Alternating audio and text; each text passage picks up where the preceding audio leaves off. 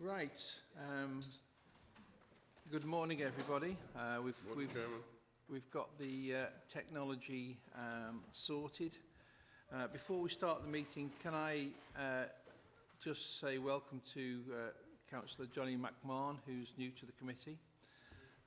I know he's been given lots of training information and is now up to speed, so we're all hopefully ready for today's planning committee. Before I start, I do need to read this out. I would like to remind everyone present that this meeting will be broadcast live on the internet and will be available for repeated viewing for 12 months.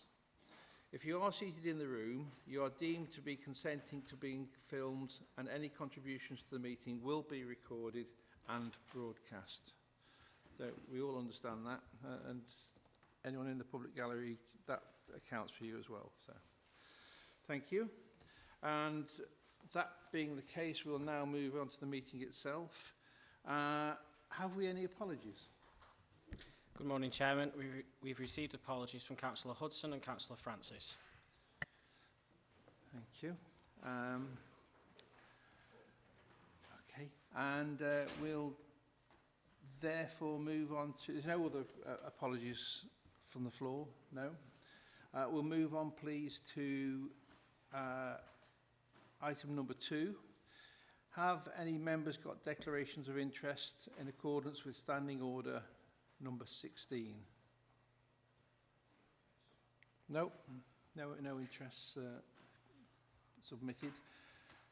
And we'll move on to number 3, please, which is minutes of the meeting held on the 3rd of February 2022. I move them, Chairman. Moved and seconded there. And I'll sign them as a true and correct record. Are we all happy with that? Yes. Thank you.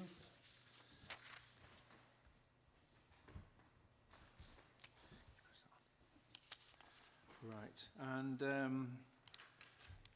into the main body of business. The first job that we've got to do as a committee is to appoint the members of the Countryside and Rights of Way panel, usually just referred to as the Crow panel.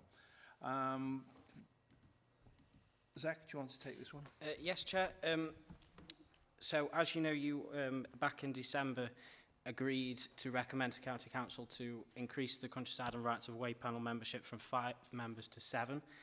The report is pretty self-explanatory, so I just need you to approve the recommendation to appoint Councillor Winnington, Councillor Smith, Councillor Waring, Councillor Abrahams, Councillor Snape, Councillor Pritchard and Councillor Hudson to the Countryside and Rights of Way panel.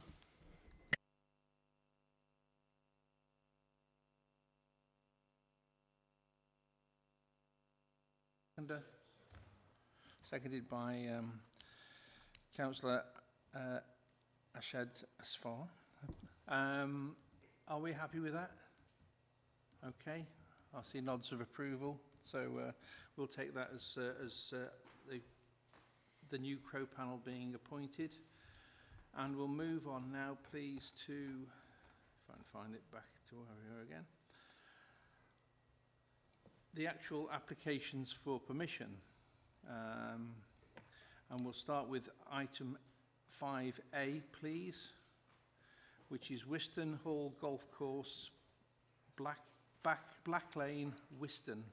And the code number is SCC, application number SCC-21-0033. Who's going to take this? David, thank you. Thank you, Chairman. Winston Hall Golf Club have applied to remodel part of the golf course as detailed on the slide. The application is a resubmission of an application which was refused by Planning Committee in October 2020. Members should be aware that each application should be considered on its own merits. Winston is approximately 5 kilometres to the northeast of Cheadle in Staffordshire Moorlands and is shown in the red slide on the slide. This slide shows the extent of the planning application in red. Winston Hall and the Golf Club, Winston Hall Hotel and Golf Club is located east of Winston and is accessed from Black Lane, which is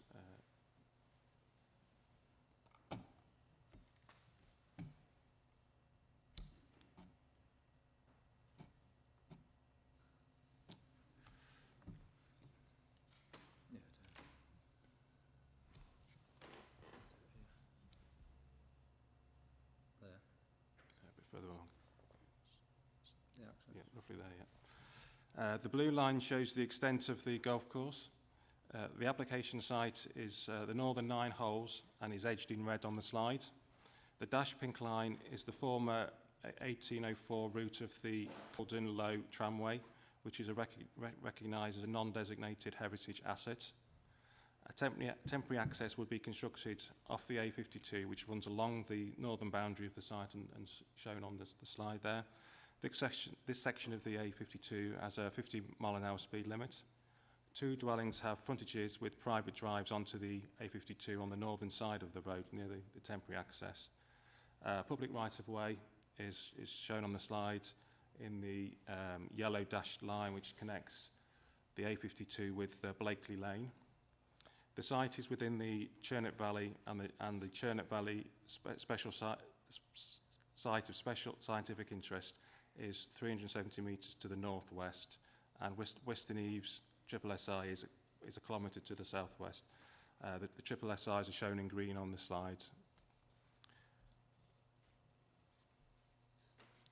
Winston Hall's site of biological interest is 260 metres southwest of the application site and shown in orange on the slide, and the former Moneystone Quarry is to the south in yellow.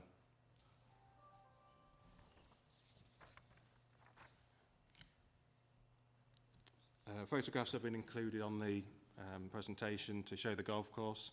The left photograph shows the view across the northern part of the golf course, and the right shows the A52 and the existing 15th tee.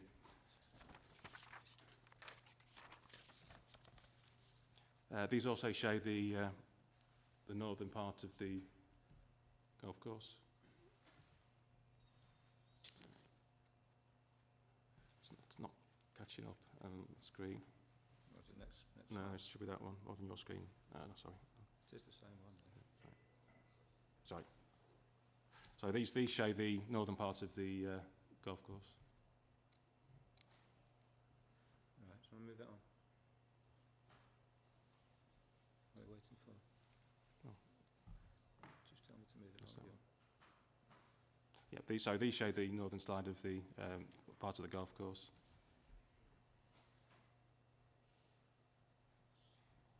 Just tell me. Yeah, that's the next one then, please. The left photo shows the approximate location of the temporary access onto the A52, and the photograph on the right shows the southern part of the existing golf course, which doesn't form part of the application. But it's been included to show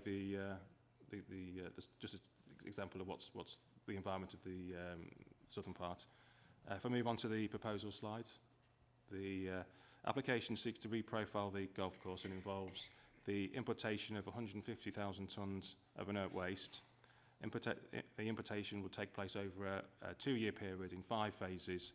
The first phase would involve the setting up of a site compound located adjacent to the A52. Operating hours would be Monday to Friday between 7:30 and 5:30. Vehicles would involve, there will be 20 HGV loads per day, 40 vehicle movements, and vehicles would not go through Winston. New attenuation and irrigation ponds would be constructed, and a pump house operated would be required to operate the drainage and the irrigation system. Landscaping and tree planting with moorland habitats established, and non-native trees such as Leandrii would be removed as part of the proposal, and 9 holes of the existing golf course would remain playable during the works. The application is supported by a number of documents and assessments, and the majority of these were submitted with a refused application. The agent applicant has indicated that the proposals form part of a larger package of measures aimed at improving the golf course to secure its long-term future. A justification report has been submitted which identifies problems with the golf course, including the safety margins are not adequate, steep slopes cause access and maintenance issues, the greens are extremely poor, the landscaping planting is dominated by conifers which are out of keeping for the area, and there are waterlogged areas in the northern part, and no irrigation system for the golf course. This slide shows the arrangements for the existing site and the holes. The next slide shows the master plan that's been submitted, showing the remodelling of the course, including changes to the layout, the irrigation attenuation ponds roughly in the middle of the site, and the pump house to the the east of the site, which will be screened. The next slide shows the 5 phases. A haul road would run through the site to allow access to the other phases. A phasing and temporary works methodology which details what would happen in each phase has been submitted as part of the application. Moving on to the next slide, we've got the details of the consultation responses. 10 of consultees have considered the assessments which were submitted. No objections have been received from statutory consultees. If minded to approve the application, conditions have been recommended. These include pre-commencement conditions which would need to be satisfied before any development could take place. Objections have been received from Kingsley Parish Council, Ibstaines Parish Council, Coton Parish Council. Kingsley Parish Council have also requested conditions be included if permission is granted. A financial bond has also been requested by Kingsley Parish Council to ensure that the work is completed. If members consider that planning permission should be granted and that the restoration guarantee bond is considered necessary, a Section 106 agreement would be required. The reasons for the objections from the Parish Council are detailed in paragraphs 46 to 49 of the report and relate to the volume and type of waste, the suitability of the roads, the number of vehicles and the noise associated with these vehicles, the removal of the trees, the proposal is contrary to policy, and the effectiveness of monitoring of the site.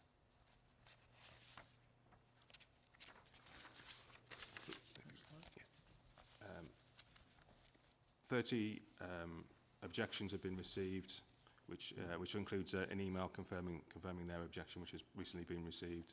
The objections cover a wide range of matters, and these are summarised in paragraph 56 of the report and in more detail in Appendix 4 of the report.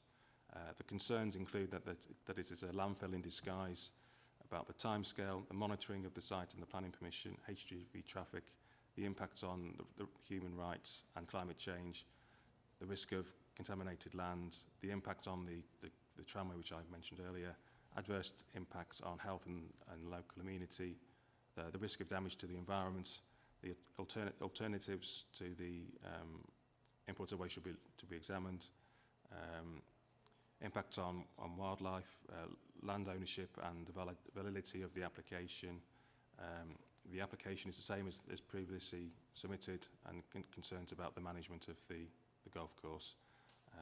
2 letters of support have been received as well. These are summarised in paragraph 57 of the report. A petition with 281 names supporting the reinstatement of the site to an 18-hole golf course has also been received. If we move on to the key issues, these are covered in paragraphs 61 to 150 of the report. It is considered appropriate to have regard to the reasons for the refusal of the previous application and how the applicant has addressed those reasons. The reasons for refusal are set out in full in the decision notice in paragraph 68 of the report and also summarised on the slide. The starting point for the reconsideration of the proposal is the Staffordshire and Stoke-on-Trent Waste Local Plan, including policies which promote the principle that waste is a resource, seeking to ensure the diversion of waste away from landfill, support waste developments which manage waste higher in the waste hierarchy, requires facilities which enable the movement of waste to be minimised, ensure that the waste is dealt with as close as possible to where it arises and reduces the need to transport waste great distances. In addition, the policy requires the protection of human health and the environment, and the overall benefits outweigh any material planning objections. Members will be aware that the Waste Local Plan does not support new sites for landfill. Policy 1.3 promotes the recycling of construction, demolition and excavation waste, and the diversion of inert waste to quarries requiring backfill for restoration purposes over new inert landfill land raising proposals.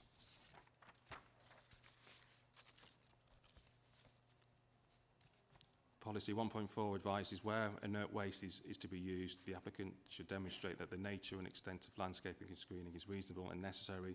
The amount of waste proposed to be deposited is the minimum necessary.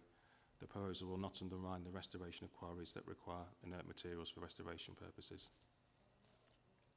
I'll now briefly go through the reasons shown on the slide in turn. The first reason for refusal was the applicant failed to demonstrate that the proposal was reasonable and necessary, comprehensive, detailed, practicable and achievable within in the proposed timescale. Concerns have been raised by the parish councils and in any representations relating to the justification provided concerning the delivery and achievability of the proposals, the timescale, whether the importation of 150,000 tonnes of material is necessary, that there were no guarantees that the course will be promptly and properly reinstated, and that the importation of waste would not cease at the stated levels and will continue after the proposed date.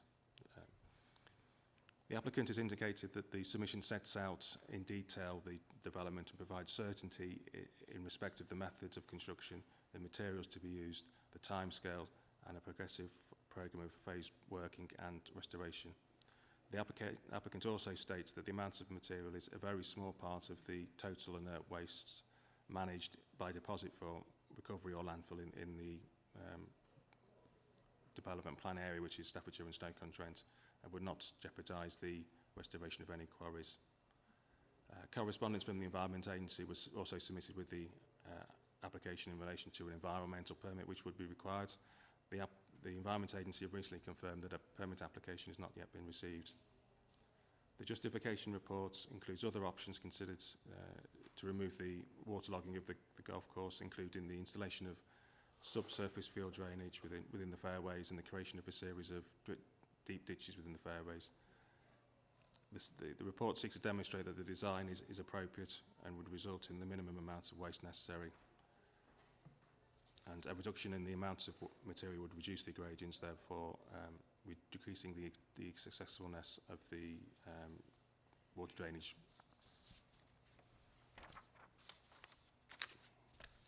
The origin and availability of waste was and is an important consideration, and concerns remain about the deliverability of the proposal, particularly given the rural location of the site. The applicant has briefly described alternative drainage solutions, however, without details of the alternative solutions, for example, using less waste material, using more on-site material, or using non-waste material to create the landfill. It is unknown if a successful scheme to remove the barriers to achieving long-term viability could be achieved. It is considered that the applicant has not demonstrated to the satisfaction of the Waste Planning Authority that the amount of waste imported material proposed is the minimum necessary to achieve the intended purpose. In any event, there remains doubts whether the proposed landfill could be delivered within the timescale.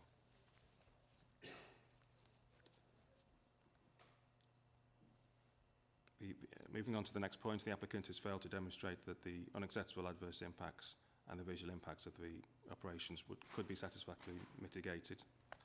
As indicated earlier, the same information has been submitted with the previous application.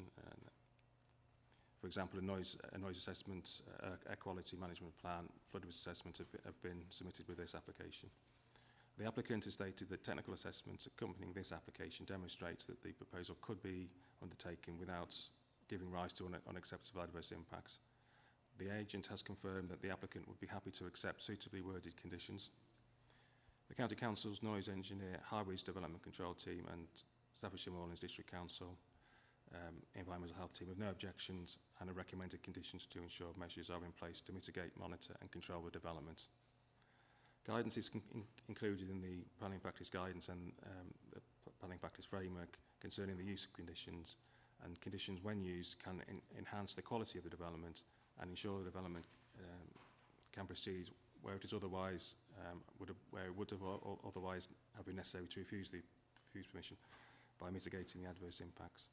The guidance also states that the number of conditions should be kept minimum and should be necessary, relevant to planning, relevant to the development, enforceable, precise and reasonable as well.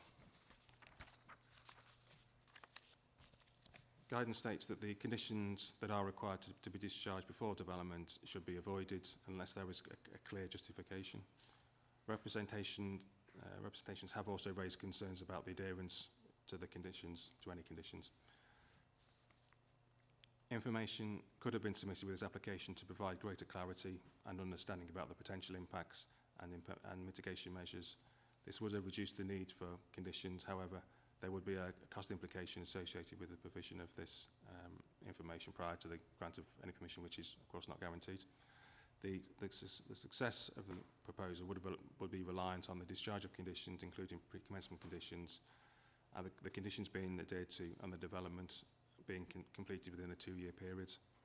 Given the same information has been submitted and no changes to the proposal have been made, it is concluded that the applicant has failed to demonstrate the unacceptable adverse impacts of the operation could be satisfactorily mitigated to ensure the site could operate to a high environmental standards. Moving on to the next point, in relation to the compatibility of nearby uses and or appropriate in scale and character to the surroundings. The applicant considers that it is compatible with the nearby uses and appropriate in scale. The golf course is in a rural part of Staffordshire Moorlands, near to the village of Winston, 5 kilometres northwest of Cheadle, and also about 8 kilometres east of Stoke-on-Trent, about 17 kilometres to the west of Ashbourne, and 33 kilometres to the northwest of Derby. Waste Local Plan Policy 3.2 seeks to ensure a network of sustainable waste management facilities which enable the movement of waste to be minimised, to ensure that the waste is dealt with close as possible to where it arises, and aims to reduce the need to transport waste great distances. The applicant has indicated that the source of the waste would be within the Staffordshire and Stoke-on-Trent. Your officers are aware of similar developments that have struggled to source suitable material, and there remains doubts about the availability of the proposal.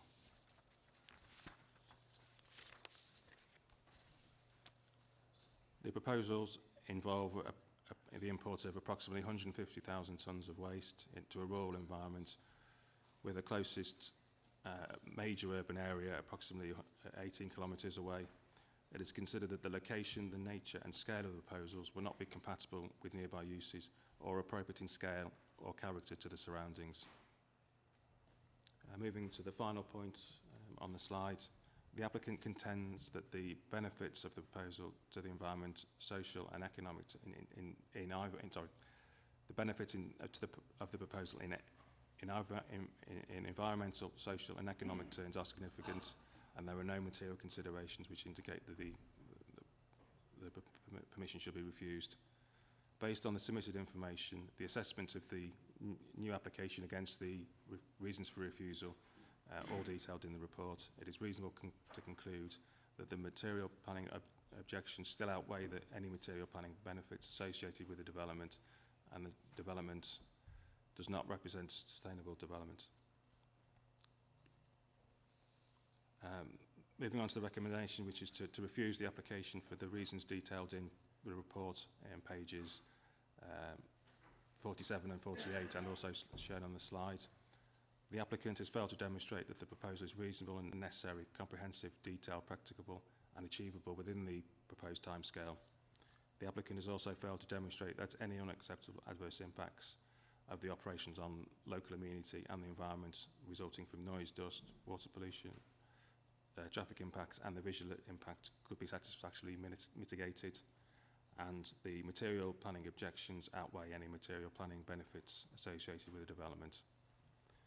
I would also highlight there is an error on the report in the policy reasons included in the recommendation, and reference should be made to the up-to-date Staffordshire Moorlands District Local Plan. Thank you, Chairman. That concludes my presentation. Thank you very much for the presentation. Could I turn to speakers next to address the committee, and we'll start, please, with Sally Marjoram. Could you just introduce yourself and who you're representing, please, as an objector?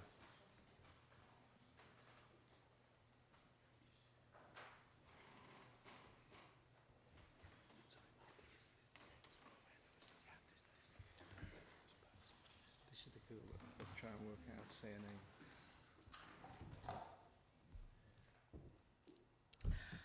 Good morning.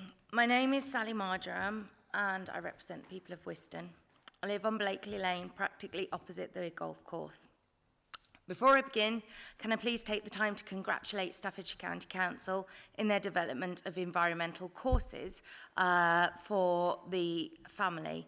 Woodland Wanderers, Growing with Nature and the Countryside Project are all courses that the family and individuals can enjoy, including How on Earth is a 4-week course that people of Staffordshire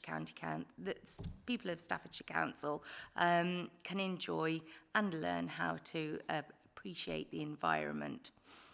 We will be booking on that. We moved here 6 years ago to provide a sanctuary for our children. We have 3 children, all of whom have disabilities. The oldest is quite severely autistic, having violent and explosive meltdowns when things are difficult for him. One of his special interests is the environment, having several times emailed the council with regards to people dropping litter. He was gifted a couple of grabby sticks from the council to help with his regular litter picks. I'm not entirely sure how I would tell him that his beloved council, who thank him for picking up litter, have approved a waste dumping ground opposite his house. Our 2 little ones, aged 8 and 5, are both adopted and have fetal alcohol syndrome from when they were exposed to large amounts of alcohol in the womb. Our 8-year-old has no sense of safety and becomes very unregulated when stressed. During these times, he becomes a danger to himself and others. He has an ileostomy, is peg-fed, and life can be pretty difficult keeping him safe. As a family, we not only strongly object to this application, but if it goes ahead with the noise and disruption, we will find it harder than it already is to keep our children safe and settled. I have the following points which I'd like you to consider. The applicant hasn't considered or made any attempt to resolve the supposed drainage problem using conventional methods such as gravel soakaways, French drains, etc. This proven method would seamlessly drain off existing watercourses already established and functional on site. It would be impossible to police and subsequently enforce for contaminants or toxic waste due to the vast quantity and duration of dumping envisaged. There's no plan or attempt made by the applicant for materials to be tested prior to or arrival upon site or once on site. There's no consideration by the applicant being able to complete works either through financial means or within the proposed time scale. And if left unfinished, the contaminated detrimental effects on the environment, ecology, watercourses and landscape would be irreversible. This would cause the illegal destruction of the highly protected great crested newt and other protected species on site. The reprofiling landfill application is dangerous precedent in such a highly illogical, diverse landscape area. With the 3 protected areas and special sites of scientific interest, this would be absolutely horrendous. The water that's passed through the site is fed by natural, pure, uncontaminated springs, which are the lifeblood of the attributing 3 special sites and the delicate flora and fauna of the Churnet Valley. The natural springs are the sole source of drinking water for local livestock and numerous homes and farms in the area. Leaching of the contaminants would be inevitable with this type of landfill operation. Toxification of these water supplies would be endless. The noise, dust and pollution on the local environment has not been considered and would be significant. And the very high number of HGV movements per day on the 60 miles per hour, not 50 miles an hour road, would be extremely unsafe. This speech is practically the same one as I did 2 years ago, just like the application is. In conclusion, this is a mass volume, large landfill site operation disguised as reprofiling. Its only aim is to be highly unorthodox profiteering exercise, and it will never be returned to a sustainable golf course. Judging by the applicant's historic actions and total disregard for local ecology and planning law, this application must strongly be refused, and I implore you to do so. Thank you. Thank you very much. I did omit to say that there's 5 minutes for each speaker, but you were admirable because you were only 4 minutes and 37, so thank you. I did it this morning, it was 6 minutes. Well done. Could I next please have the second speaker? This is the John Steele, who's a representative of Kingsley Parish Council. Could you quickly introduce yourself, and you have got 5 minutes. Thank you. Thank you, Chairman. My name's John Steele. I'm a Kingsley Parish Councillor, and I'm speaking on behalf of Kingsley Parish and on behalf of Winston residents. This is the second time you've been asked to determine this application. After the previous comprehensive refusal, which was not appealed, we were surprised to see that the application now before you contains no real changes. We had hoped that this monstrous scheme would disappear, but no. What we have are more words, more diagrams, more charts and pictures, which haven't changed the substance of the matter at all. Kingsley Parish Council have strenuously objected on many issues, and we have further replied to the agent's specific responses to our objections. You can see all this in the officer's excellent report. In essence, our objections are that it's a misleading objective. The application is deceptive and misleading in that it is a heavily disguised waste management or landfill operation masquerading as a golf course remodelling exercise. The 150,000 tonnes of waste material is an immense volume of material far in excess of that which would be required for any necessary improvement of the golf course. The course was eminently playable and popular for many years, whilst it was being properly maintained. Indeed, it was highly regarded by golfers as one of the most interesting in the North Midlands. Membership and frequentation only declined when it was allowed to deteriorate. Also, it is only proposed to remodel the one half of the golf course nearest the road. If this was a genuine attempt to improve the sporting facility, surely there would be upgrading and modernisation to the whole golf course. We see no evidence that this huge amount of fill is the minimum required to make necessary improvements. It seems to us that the whole calculation has been done the wrong way round. It most likely started with how many tonnes of material do we need to generate a really healthy return. Then let's calculate what depth of fill over what area this works out to be. Whilst we can't see the applicant's business plan, it could only make sense with a massive revenue obtained from dumping waste material. Which also leads us to question that if the golf course had made so little money, how are they funding the expensive consultancy and planning fees, which must now run into 6 figures, without there already being some arrangement being paid for burying waste. We're also well aware, as is the planning officer, of the many examples near and far in the United Kingdom where, having started such an operation, it is never finished, or it is eventually abandoned without achieving a playable golf course. We're concerned about potential dumping of hazardous material. The proposed arrangements for accepting material onto the site are outlined in the documentation. That said, the nature of the material accepted onto the site will be at the discretion of employees of the applicant working on the site. There's to be no independent verification. Despite assurances to the contrary, we believe there's a very real risk of potentially hazardous waste being dumped on the site. We're concerned about negative traffic impact. The daily volume of heavy goods vehicle traffic travelling to and from the site would have a negative impact on Winston and the surrounding area. It appears within the planning statement supporting the application that none of the vehicles bringing waste material to the site will travel through Winston. Given that the A52 main road goes through the village, it's difficult to believe that could be the case, or that such a condition could be enforced on many different transport contractors.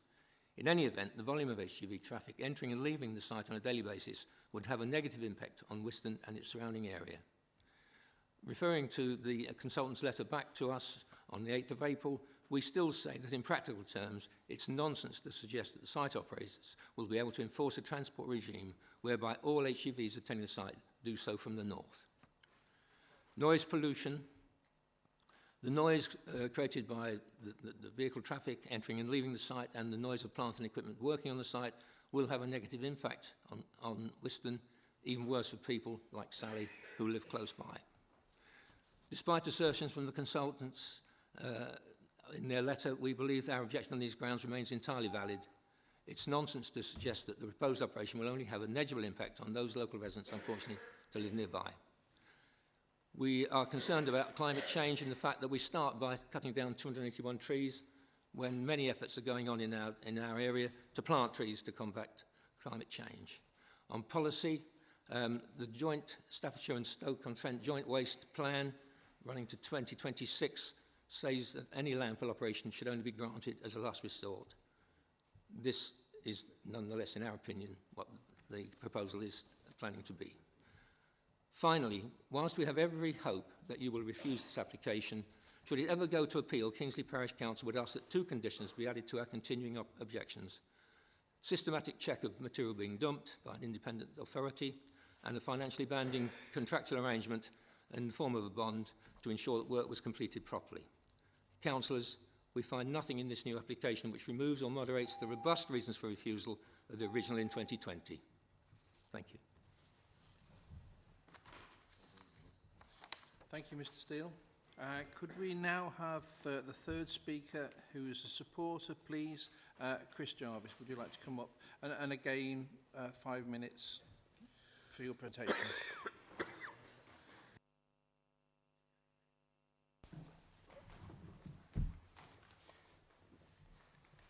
Thank you, Chairman. Good morning, ladies and gentlemen. My name is Chris Jarvis. I'm a planning consultant employed by Winston Hall Golf Course in respect of this application. The course was established around 50 years ago, and the popularity of the venue, like the sport of golf itself, has fluctuated over subsequent years. The course was constructed without the aid of a specialist golf course designer, and this has resulted in the building in of a number of operational flaws across the golf course design. To remedy these flaws, the applicant has engaged the services of Green Tiger Design to identify and address issues affecting the course, particularly in respect of safety, drainage and playability, and now proposes a scheme of improvements to make the whole golf course easier to manage, more enjoyable and also safer to play. The proposed development set out in our application forms part of these improvements. The justification report accompanying the application demonstrates that there are a number of issues in the northern part of the golf course which currently make it difficult to maintain and for large parts of the year inaccessible to golfers.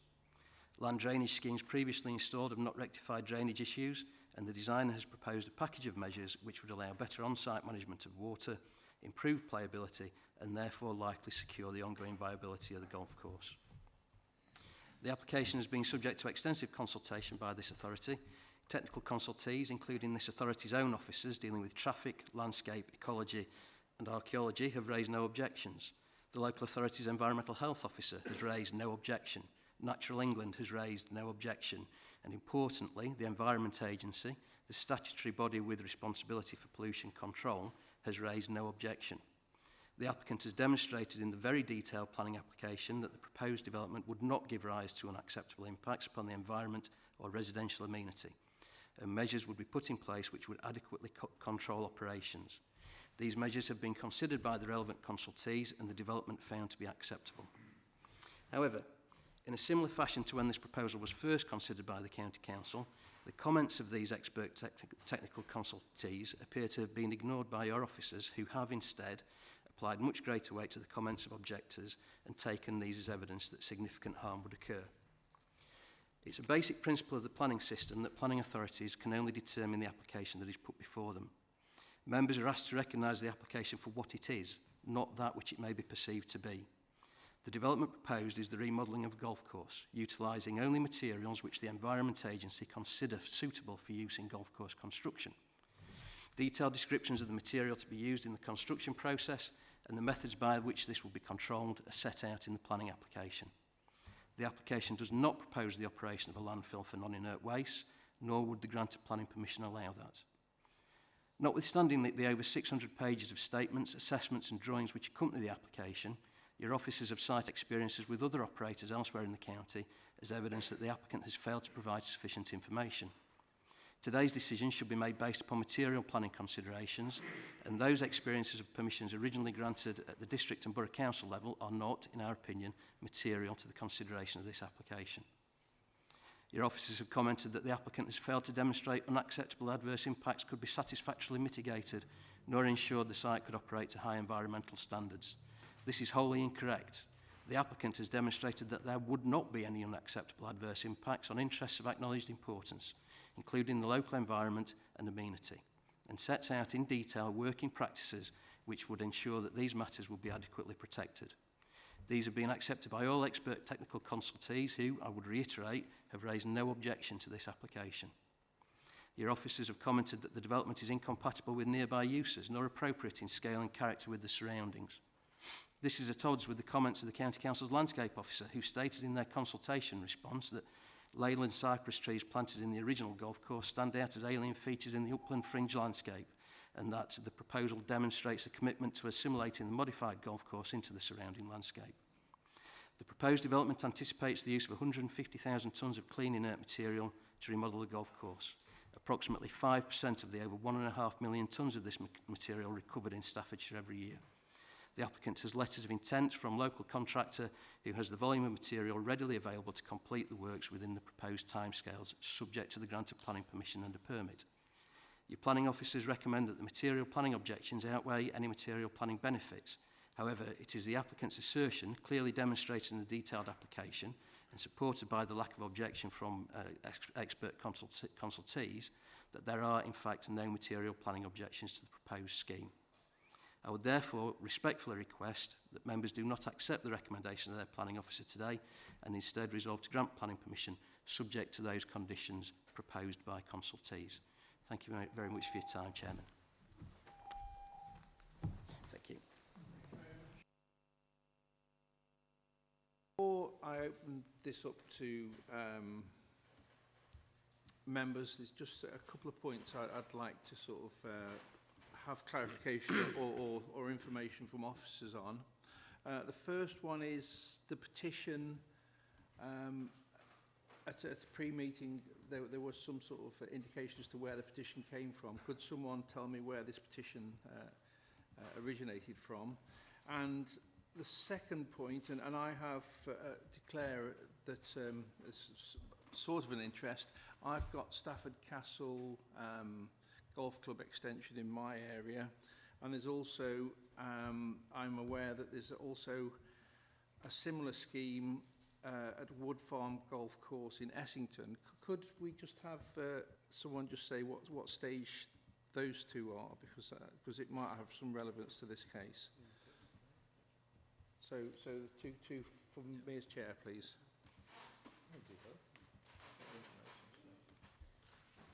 Thank you, Chair. The petition was submitted to me by the agent. I think the golf course had organised it, and it was forwarded to me.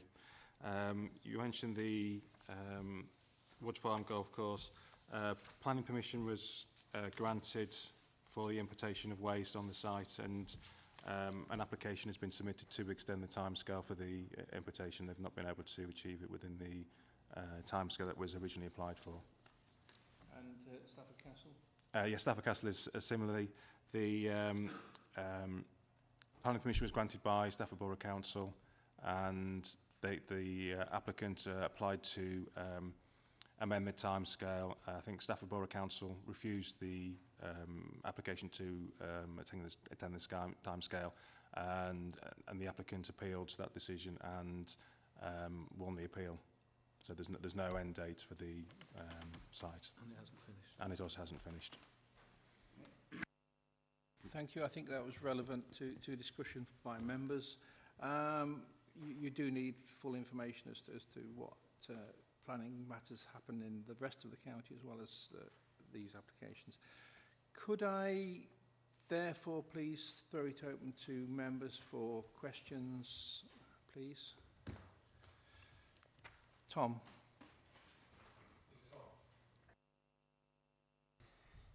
Yeah, I'd like to ask a question of the officers first. But firstly, I'd like to apologise to the chairman for my previous... I haven't attended one or two of these meetings because I've been very ill, so I'd like to make that on record.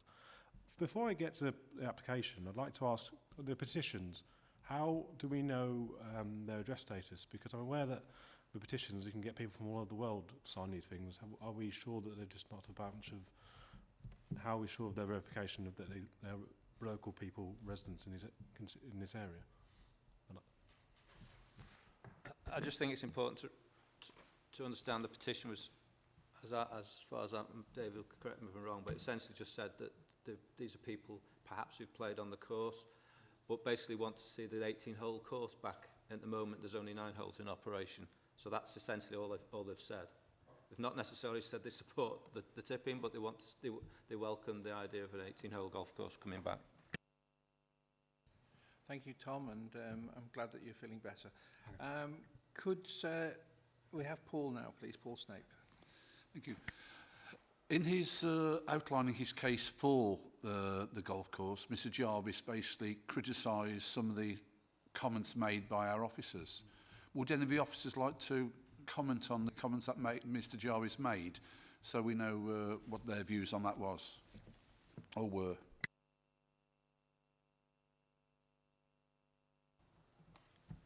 I don't think we have anything more to say than what is in the report. Clearly, we have recommended refusal previously. It's essentially the same application. We accept that there are no technical no objections from technical consultees, and we acknowledge that, and David acknowledged that in his presentation. And often is the case with other applications that that will carry weight, and it carries weight here. But essentially, we're following our waste local plan policies, and we've looked at those very carefully, and that's the primary driver for us. That's the basis on which we're making our recommendation, what our policies say, not just that nobody objects to it, but we're looking at what our policies say that we should permit as well.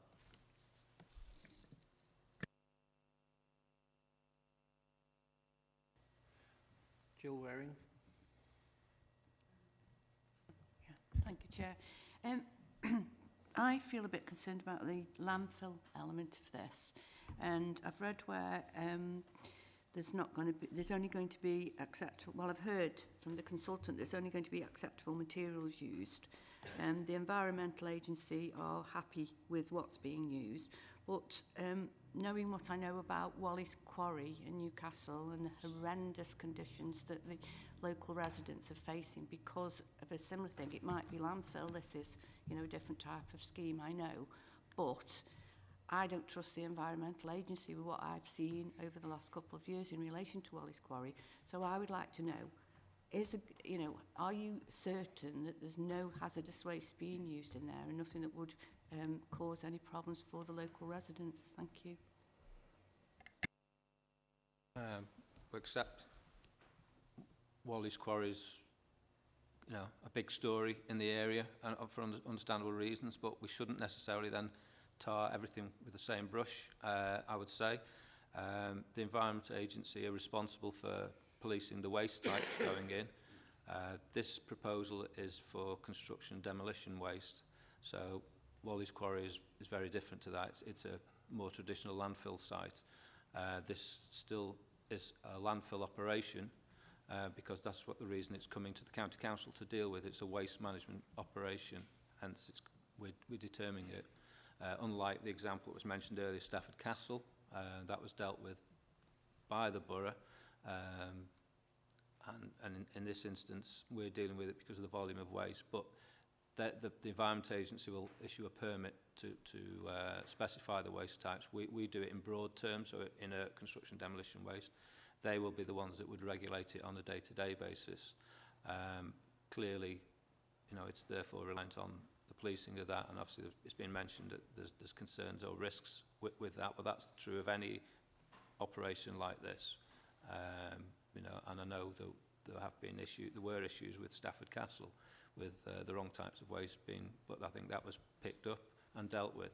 So that's the scenario that could happen here or not, as the case may be. But again, the Environment Agency would be responsible for policing that on a more regular basis. But so I don't see that, you know, Wally's Quarry is not necessary. I don't think it's fair to compare the two, to be honest. Thank you. Does that answer your query? Thank you. I've got Mike Sutherland, please, next. Thank you, Chair. I've got it's a two-part question, really. On paragraph 46, there's A, B and C. On A, B and C, I'd like to get officer's opinion. Are those statements correct? And then with regards to C, is it realistic that we could put conditions, because I am worried about waste. And if I just step back a little bit, golf courses are notoriously, how can I put it? If you're building and redesigning golf courses, they take an incredible amount of I'm going to use soil. Waste is not a good word, and I am, when you hear a toxic waste and what have you, that is bad news, really bad news. So I would like your views on A and B as to the correctness of that statement, and C, is there, because if it is, this was refused in October 2020. Now, normally, applicants come back with changes, and I don't see that. So why have they come back with little or no change? And so the key question for me, could we set, if we were minded to go with this, could we put a condition in terms of what waste would be permissible? Thank you, Chair. I'll take A, B and C in turn, if that's okay. Yeah, so 46A, the text is basically saying that the application is a heavily disguised waste management operation, masquerading as a golf club, a golf course remodelling. The application is a waste management application, so that's the view of the parish council. We're dealing with it as we would any other application. I couldn't comment on whether it's been disguised. It's clearly bringing proposals to bring in inert waste. The second point is about the volume of waste being very substantial. I discussed in the presentation that we don't consider the amount of waste to be the minimum necessary. So that's the parish council's views that the waste is very substantial. And then moving on to the nature of the waste and whether that can be controlled. Conditions could be included to restrict the broad category, construction environmental, construction and industrial waste. So I think that sort of addresses your points, Councillor Sutherland. So, picking up on the points I was making earlier to Councillor Waring, the Environment Agency would police through an environmental permit and those regulations, the actual waste types. We'll set the broad category, construction, demolition, excavation waste. So not putrescible waste, not toxic, not hazardous waste, none of that. And it would be for the Environment Agency to specify that in more detail and therefore police that as well. So, okay.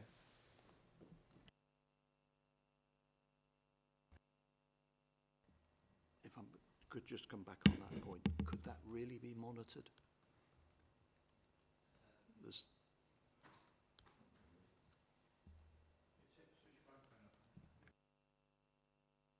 Just to say that's no different to any other waste management facility. We have to rely on the regulations in the same way as any other, so we can't necessarily then apply it differently to one application and not another. We deal with lots of waste management facilities, we put conditions on them, but there are also the permitting regulations, and they're applied, and as a planning authority we've got to assume that our planning conditions are monitored appropriately, but also that the Environment Agency will do their job, and Governor's advice says that as well. You can't cast doubt on the risk of that not happening.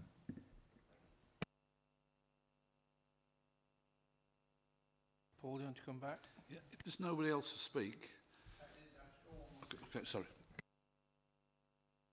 Could I ask David to address the committee? Yeah, Chairman, I've listened to the debate and I recall the debate very clearly previously when the identical application came to this committee.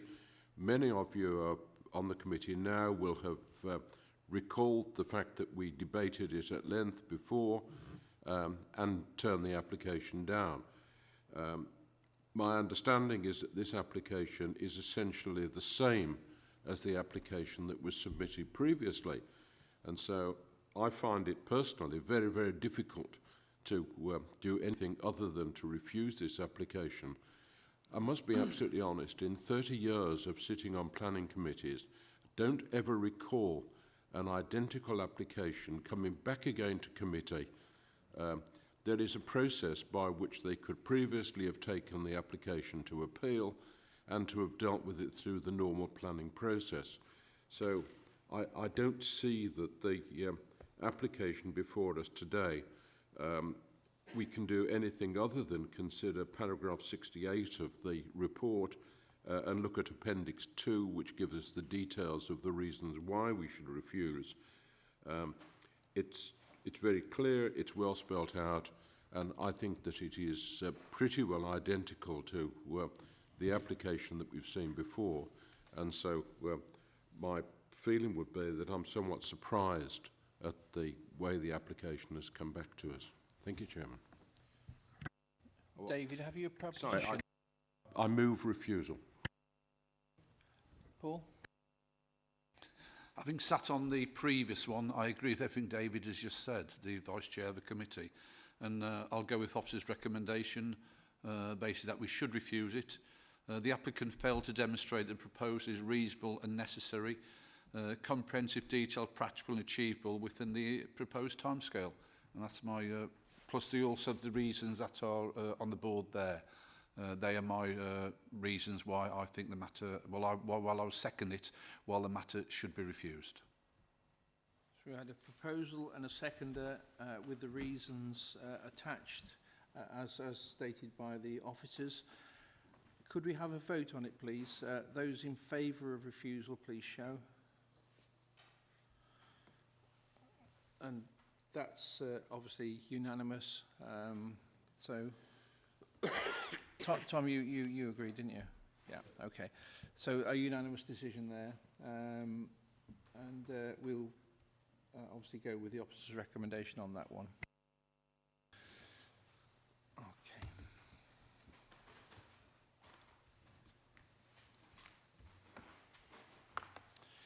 We'll go on to application 5B now, which is Betley Wastewater Treatment Works, Main Road, Betley. Do we have... we'll just wait for the members of the public to leave.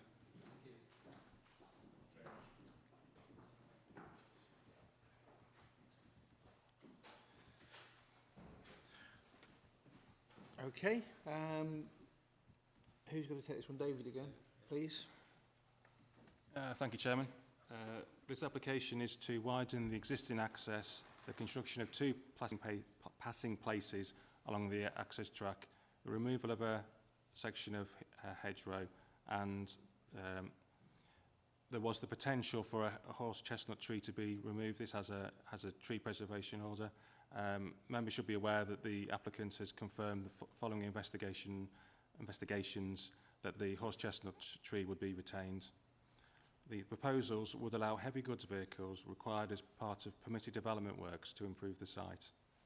The permitted development works do not require planning permission and can be carried out in accordance with Part 13 of the General Permitted Development Order.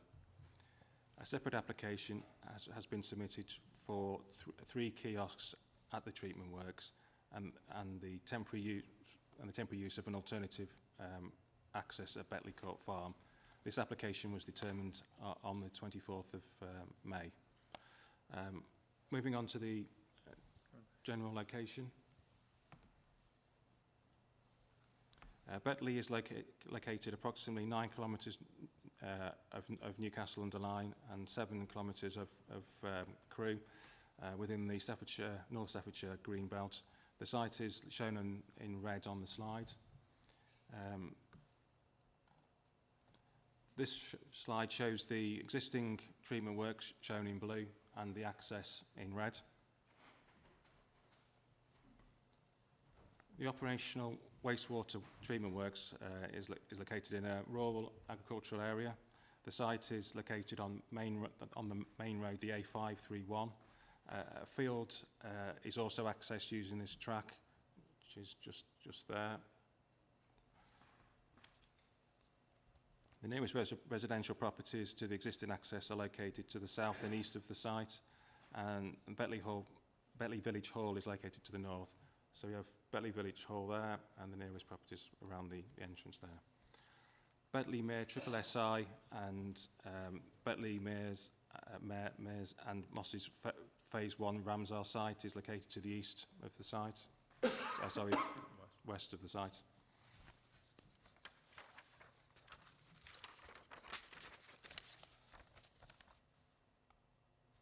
Photographs have been included to show the existing access and the neighbouring property. The photo on the left shows the existing access and the horse chestnut tree, just for information where it is. The photo on the left shows the view towards Main Road from the access and the hedgerow to be removed. So the track would be extended to the left of the photo. The right photo shows the view of the site along the access. I've put a number of slides to show the improvement works. So improvement works at the grey area along the slide here, and the first passing place is there. The land required for the access improvement works is land owned by the village hall, and the trustees were served notice and would need to allow permission for work to be carried out. Members should be aware that this is a private matter and not a material planning consideration, which has been this issue has been raised in the representations.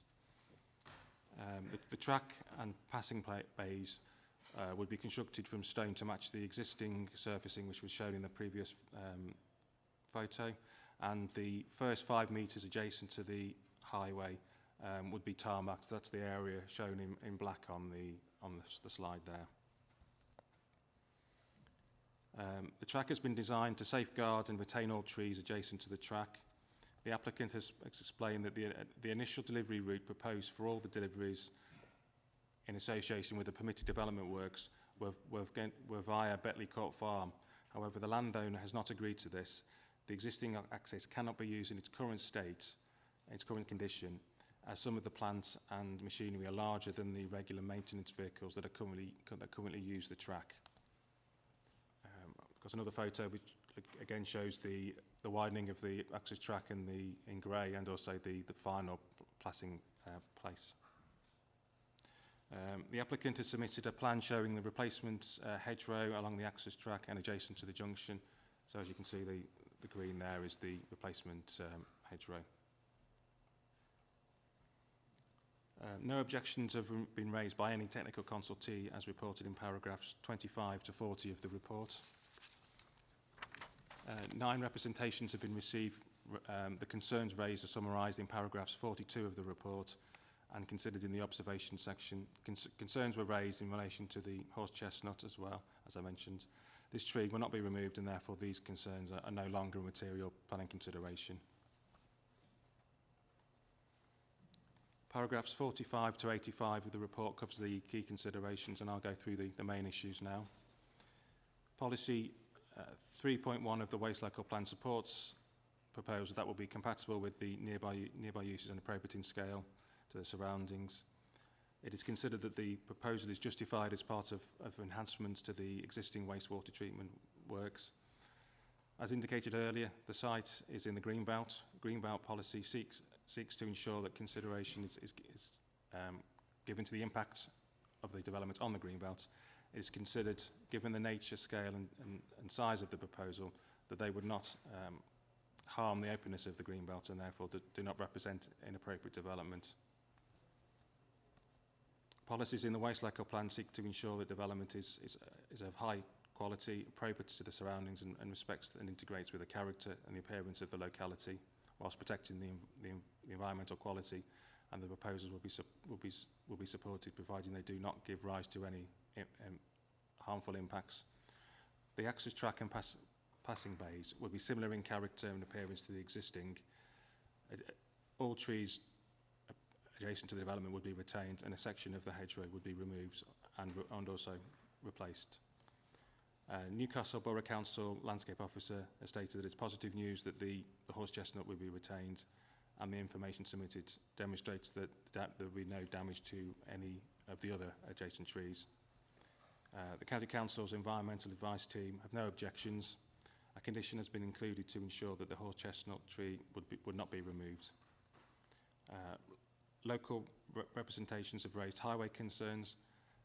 National planning policy indicates that development should only be prevented or refused on highway grounds if there would be an unacceptable impact on highway safety or result in a cumulative impact on the highway network which would be severe. The Highways Development Control Team have no objections subject to conditions and confirm the proposal would provide a better access to the existing site.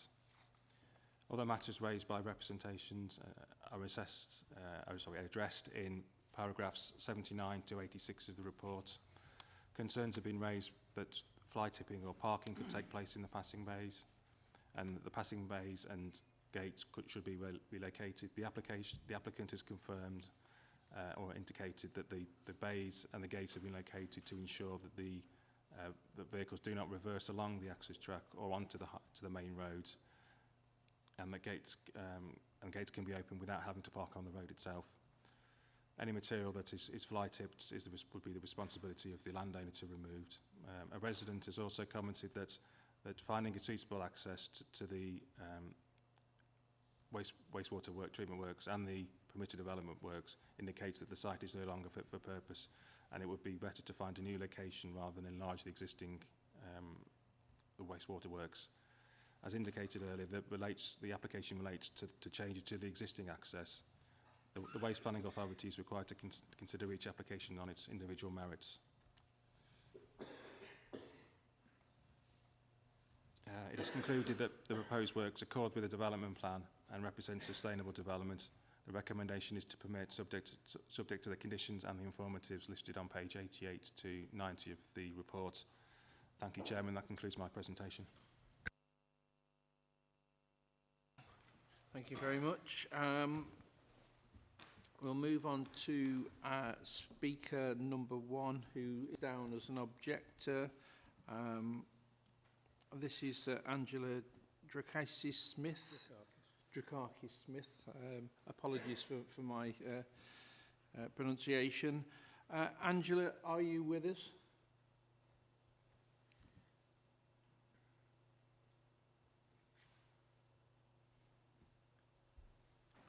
Yes, I am. Oh, thank you. You've got 5 minutes, could you introduce yourself and give your presentation, please? Yes. I'm an individual and someone who uses the amenities that are adjacent to the proposed road. Having read the available information on this application, I'm more than confused because it is not clear what the permission is asking for. Some work has already begun to improve, enlarge, expand and upgrade the sewage treatment facility.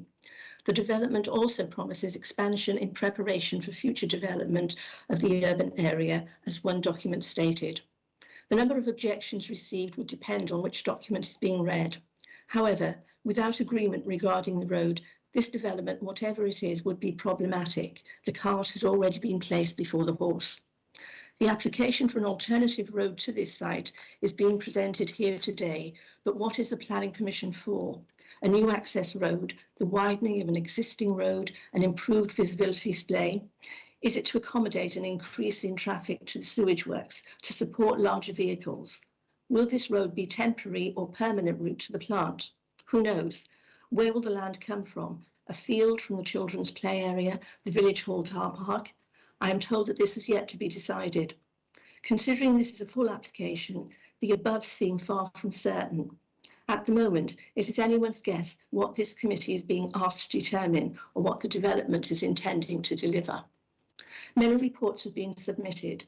The environmental impact assessments pay special attention to the natural environment and habitat, but people appear to have been left out of that equation. Thus, it was surprising that the kiosk part of the application to enable expansion had been approved without any reference to the human environment, which has grown up around the sewage plant over the past 45 years. The impact this development would have on people who use the adjacent facilities intensively has not been mentioned either.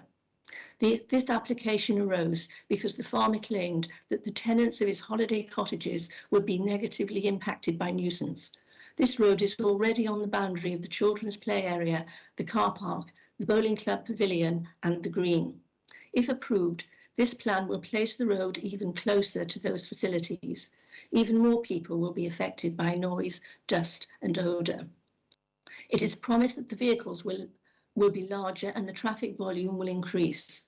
Chemical volumes will also grow, as will the amounts of sludge and other detritus being removed from the site. The effluent entering the mere will also increase, and we do know the tipping point before the mere waters become saturated with effluent and chemicals and therefore polluted. At the moment, maps show about 20 drains flowing into the mere. One report shows that there are 30 possible pollutant linkages associated with this project, with only 8 being unlikely. The Rivers Trust make it clear that utility companies do not have a good reputation when it comes to pumping waste into watercourses and rivers, despite all the regulation, guidance and promises of fastidiousness. The new EA regulations suggest that this facility is no longer fit for purpose in this location. Planning guidance such as PPG Waste advocates that waste planning authorities should not assume that because a particular area has hosted or hosts waste disposal, that it is appropriate to add to it or to extend its life. Also, that it is important to consider the cumulative effects of previous waste disposal activities on a community's well-being, not to mention harm to the green belt, irrespective of whether or not permitted rights exist. This access road will provide the means to enlarge what seems to be an unsuitable site in a now populated urban environment in the green belt and close to the protected sites. Granting permission for this road will set a precedent for any future expansion and could ensure its permanence in an unsustainable location. Betley could end up like the Newcastle Underline, only worse, in that many of the landfill issues in Newcastle will end in 2026. The sewage plant could exist in perpetuity. On these grounds, I thus strongly object to the proposal. I objected even more strongly to the extension of the sewage plant, and for the same reasons, namely the overlooking and loss of privacy for adjacent houses and communal amenities, loss of trees, loss of habitats, the effect on a conservation area, access and highway safety, traffic generation, which will increase, noise and disturbance from the scheme, and disturbance from odour. And already this road has been used to do whatever they're doing on the site. So we have had experience of these large lorries of dust, noise, and also odour. Thank you. Thank you very much for your thoughts and reasons. Could I speak? Sorry, I won't speak. Ask speaker number 2 because there isn't a parish council representative. What I have got, and I think that the committee should be aware, is an email from Paul Northcutt, which was sent to him by Gwyn Griffiths, who's the clerk to the parish council, and that says basically, when I can clear this, that says basically that the parish council has no objection subject to certain requests regarding the maintenance of the replacement hedge. So that's the parish council view from the clerk via the local member. And finally, we'll take speaker number 3, please, who's the supporter. Sarah Allen, are you there?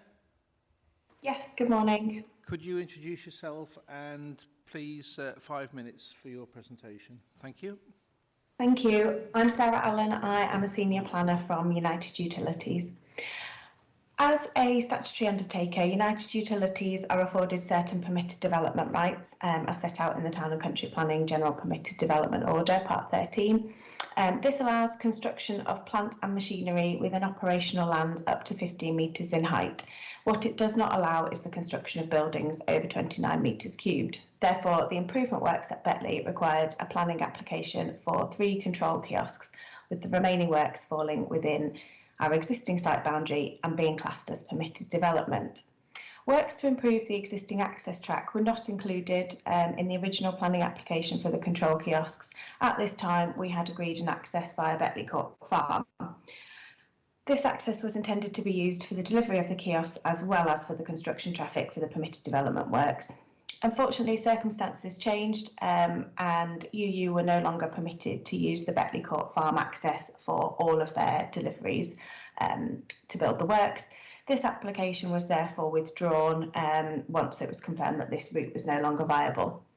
After considering an alternative option which was not suitable for highway safety reasons, it was concluded that access would need to be gained by widening the existing track into the site and retaining this permanently to improve operational safety once the works are complete, and for any works that may be required in the future. United Utilities programme of capital works is agreed with our regulators every 5 years, and subsequently more stringent requirements may be imposed in future years which require further improvements to treatment standards. The existing access cannot be used in its current form, as some of the plant and machinery required for the construction works are larger than the regular UU maintenance lorries which currently use the track. These large vehicles will need to turn left onto the A531, and swept path analysis has shown that widening will be required in order to prevent departing vehicles from crossing over into the oncoming traffic when turning. This led to a resubmission of the kiosk application, where agreement was secured to utilise the Betley Court Farm access for those kiosk deliveries and a small number of other deliveries, as even with the proposed widening, the use of existing access would not have been possible due to the size of the delivery vehicle that the kiosks come on. This application was then submitted for the widening of the existing access to allow remaining construction works relating to permitted development activities. United Utilities recognise that the submission of multiple applications has complicated matters, and it's not how we would have intended to present the scheme. However, circumstances changed and we couldn't secure the access we'd originally planned, so this led to the further applications being required. The works at Betley will improve the quality of the final effluent leaving the treatment works by removing phosphorus. This requirement has been defined by the Environment Agency and Ofwat as part of the Water Industry Environment Programme to improve river water quality. Betley has been identified as the site within the Weaver catchment where improvements need to be made before 2023, and the improvements will be enforced by a new permit which will include a new limit on the amount of phosphorus within the final effluent.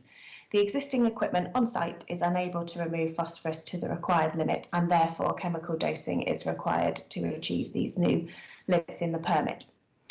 We believe we have addressed the key concerns raised by residents and consultees, and in accordance with local planning policies, we can provide an improved and safer access for all road users. Thank you for your time.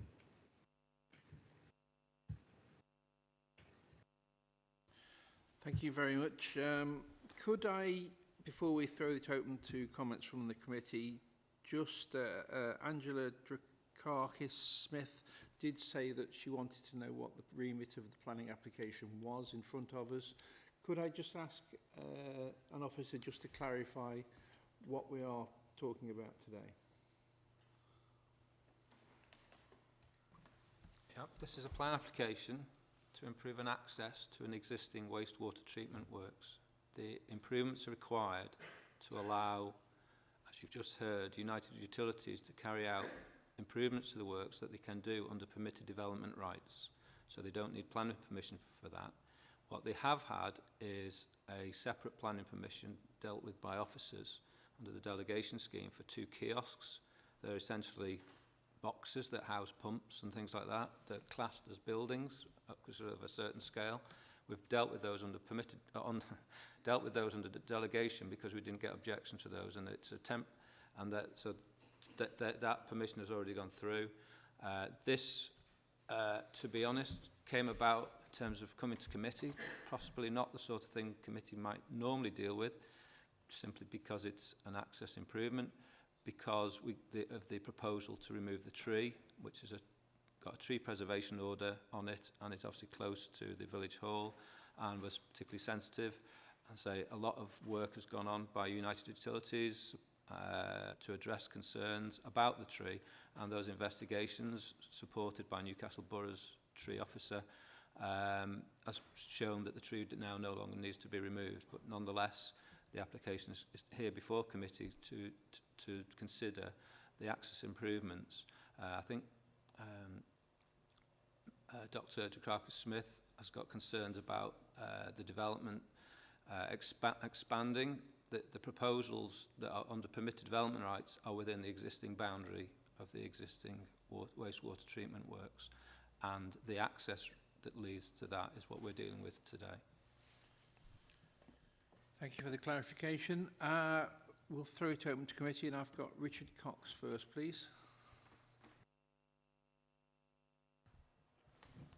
Thank you, Chairman. I think in the applications like this, it is always regrettable that one loses hedgerows and so forth.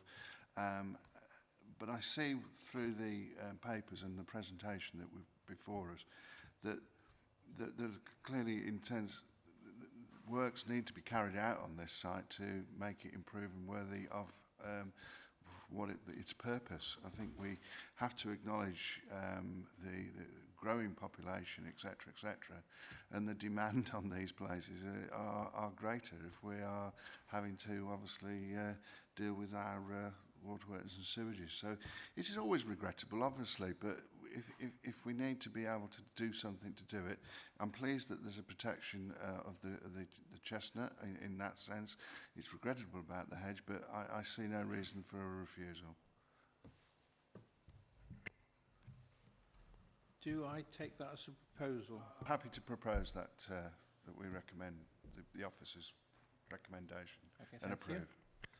I've got Mike Sutherland next, please. Thank you, Chair. I was going to concur with what our speaker has just said and endorse and second that we accept the officer recommendation with the conditions as set out in the report. Have we any other comments, questions before we take it to the vote? Tom Lutherwood.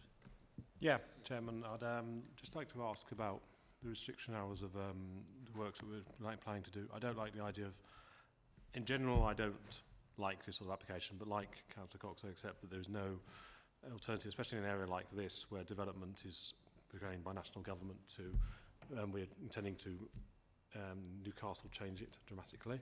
So things like this are going to have to happen, and necessary disruptions are in order. And I'm pleased to see, even though I won't be talking much about trees because of for obvious reasons, but I'm pleased to see the trees staying there. I'd just like to ask for the hours of operations. What's the reason for keeping it open on a Saturday, which to me seems a bit excessively disruptive, especially considering its location near to an area where children would go to, for example? And is there a specific reason behind that?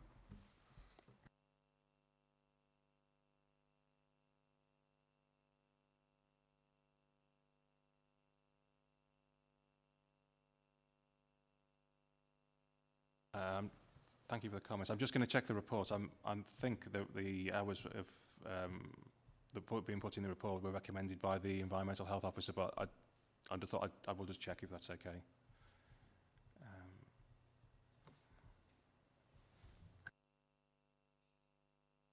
In the meantime, these are only hours to allow the construction of the track, or the improvements to the track, widening the bays.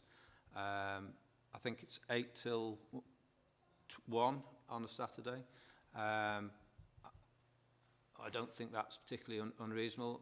It's not unusual for us to impose those sort of hours on other types of developments, whether that be improvements of a school, all right, it's just construction hours. We're not here controlling the general operation of the wastewater treatment works. We're just dealing with this track and the construction of that track. So I think 8 to 1, as I say, and I think David can probably, it has found that it was the Environmental Health Officer recommended those hours, and we've taken those hours from that advice. Does that answer your concerns? Thank you. Jill. Thank you, Chair. Can I just ask a question about the traffic movements? Will the traffic movements just increase during the redevelopment and then settle down afterwards? That's my first question. There is, as part of the overall improvement to the site, there will be some increase due to the, I think Miss Allen mentioned the changes to the regulations, and that would need more material being brought onto the site in terms of the maintenance and the chemicals involved in the site, but it wouldn't be on a par with the construction traffic. Thank you. So there will be a slight increase after all the redevelopment. Yeah. Yeah, I mean, it is sad to see the hedgerows go, but looking at that track, it looks like it was built for a horse and cart, really, so I don't know how they've been, you know, functioning up till now, so thank you. There is no current restriction on the vehicles associated with that, so they could do whatever they wanted, so but that is just a point to take into account. Okay, I've got no more hands raised. We've got a proposal... Seconded, Chairman. Which has been seconded by Mike Sutherland. Thank you for offering. Could we vote on that, which is to go along with the officer's recommendation? Again, unanimous.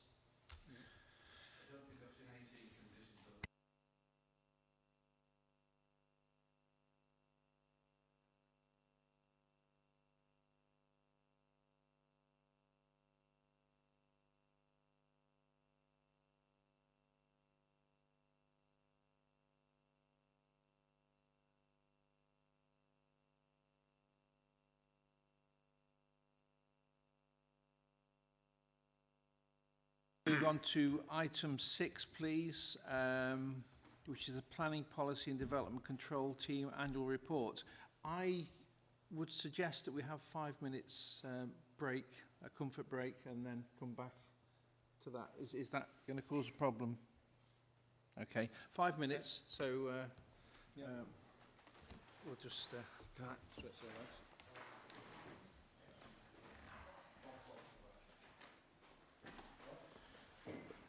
You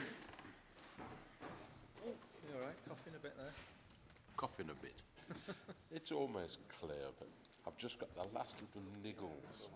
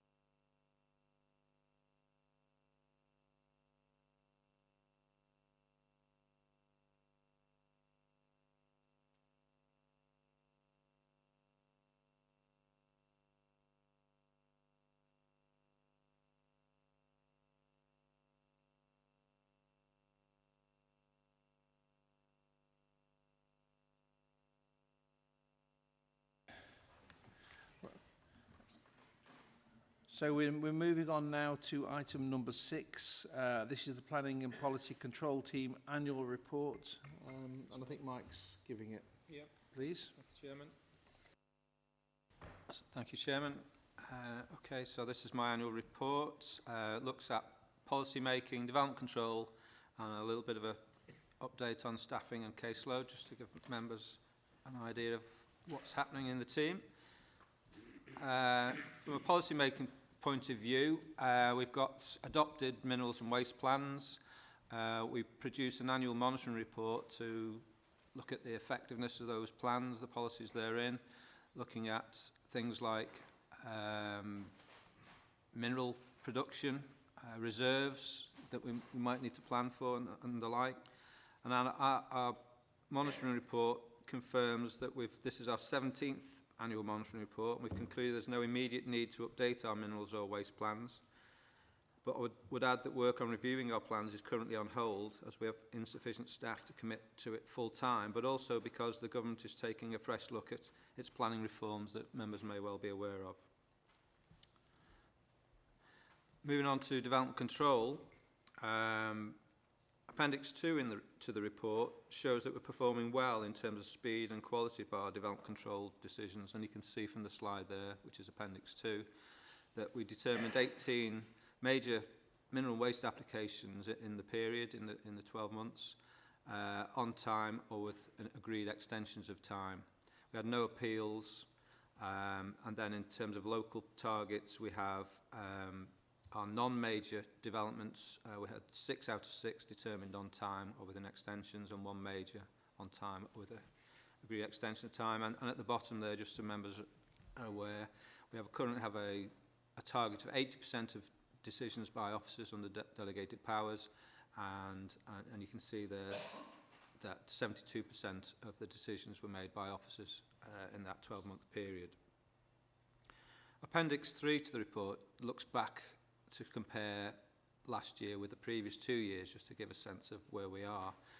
And you can see from that the number of mineral and waste decisions made during 2021-22 was lower than the year before, and the year before that. So that was 18 compared to 24 and 23 respectively, reflecting the lower number of applications received, 21 compared to 33 and 32 respectively. I would also just like to point out one correction to the report on Appendix 3 at the bottom there. It says for 21-22, 73%, 19 out of 26. That should be 18 out of 25, 72%, which is the same figure that was on the previous table. It was a typo by myself. Apologies for that. I would also add that from other data, we know that our overall total number of cases received, so that's applications, submissions and consultations that we get, was similar to last year and up on the year before. So we had 145 such cases compared to 148 last year, so a similar number, and 136 the year before that. So again, broadly speaking, similar numbers. From a staffing point of view, members may be interested to know that this is our current team. We are still feeling the effects of the COVID pandemic, but despite this, supported by a recent temporary recruitment and the return to work on a part-time basis of an officer who suffered from long COVID, we've managed to maintain our good performance. I would add that we've also recently in the wider team, that's the policy and enabling team, recruiting a graduate to join the team, which is good news. Finally, I would just add that we will shortly be needing to replace our planning information officer who joined us last September, as Tom there is joining the highways team in a new role on a higher grade. So that's somebody, a new replacement we'll have to find in the near future. But Chairman, that ends my presentation. Thank you.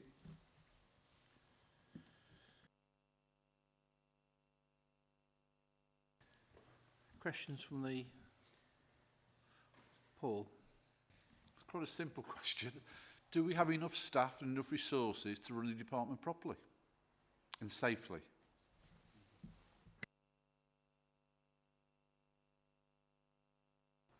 I mean, we have enough for now. One area that I'm concerned about, as I've hinted at, is the review of our plans, which we'll need to do. But our monitoring reports at the moment say we don't immediately need to do that. But things like HS2 will have an impact on the mineral reserves that we've got permitted in the county. We know already that some of those reserves are going to be worked harder and quicker. For example, last summer we permitted Pyford Brook because of HS2, and that was already in an area that was allocated for working but has come forward sooner. So that's one area that we will need to address in the medium term, short to medium term. Traditionally what we've done is taken staff off development control work and dedicate them to that policy work for a time. We've got a much smaller team now. And you've heard that we brought Graham back on a temporary basis. He retired 3 years ago, and thankfully he's been willing to come back on a temporary basis to help us out. We've got Julie, who's returning on a phased return at the moment to see how she gets on because of the effects of COVID on her personally. So we have, we do need to monitor that quite closely to see what we do and where we go forward in terms of policy making in particular, because we have a much smaller team. But we've also acknowledged that the number of applications we've got is less than it was. But we still get controversial applications that take up a lot of time as well. And when they come through, they will have a demand on us. If we get appeals, then that's extra work as well. So, yeah. That answers your question. Okay. Thank you, Paul. I've got Richard Cox now, please. Does it work? Yeah, there we go. Thank you for the report. The immediate observation, I think congratulations in my view to the team. I think it's important with those figures that under a great deal of pressure and so forth, you deliver a service. But just obviously enhancing what Councillor Snape just said there, and the comment that you made with regards to HS2, there's possibly will be that demand for quick turnaround, maybe. I don't know, because obviously you want to get the project completed. And I think probably for all our sakes, the quicker the better as well, because of the years of disruption for those divisions that are terribly affected by it. So it really is that you would be assured that, and I'm sure it's going to be, that you would monitor the situation in the capacity to be able to turn around those applications, because I think for our residents, my view is now we've got it, the quicker it's done, the quicker it's gone in the terms of the construction of it, because that's what's going to upset people. Might be a useful opportunity to explain that HS2, the route of HS2 has got a number of borrow pits identified along it. Essentially, those are borrow pits where they can get mineral out of the ground, but also then any surplus could go back in to restore the ground. Those are within the Act for HS2.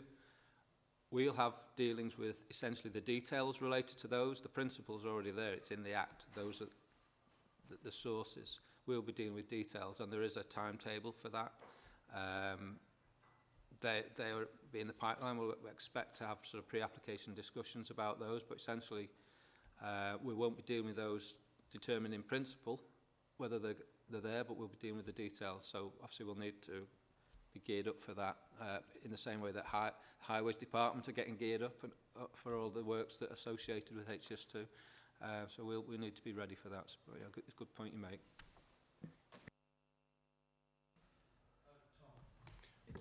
Just another question to the officers, actually. You mentioned that you're reaching about 70, was it 2 or 3% of your target of 80%? First of all, how are you going to increase that? Secondly, I'd like to praise your team because you're doing an incredible amount of work, but it does concern me when words like you're concerned about, and the County Council's team is concerned about an appeal process and where we get the funding for, when we should already have constituencies for that. And I'm also like to put on record my profound respect for you for dealing with HS2, a matter in which we need to have contingency plans in place. We know it's going to, like the government's levelling up agenda and a possible white paper on planning, impact upon this county. So on that, so thirdly, I'd also like to ask, do we have any long-term plans in place to deal with impacts of things like the government's levelling up agenda and HS2 as a more broad matter? Because we know what HS2's broad route is going to be, but we need to manage the impact of it on rural communities and the larger communities like Stafford that benefit from it and those that don't, and have the resources in place. And when we don't, I hope I can be reassured that we have something, an emergency measure in place, because I'd hate for HS2, something that we've known has been coming for a very long time, to disrupt an area of county council that's as large as Staffordshire, because we provide a service to an area that is impossibly large. It goes from parts of Newcastle that I didn't even know existed until I was elected, until my division, which is on the borders of Walsall and Cannock. So I recognise fully the pressure you're under. I just thought I'd ask some questions for clarity as a younger councillor who doesn't know answers to them and would like some reassurances.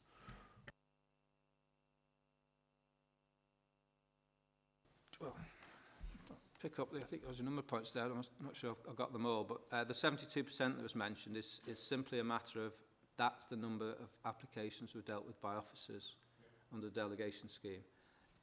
It's dependent, for example, I gave the example that the case Early Betley wouldn't normally come to committee. It was only because one tree was potentially going to go that we would otherwise have dealt with it. But so you never know.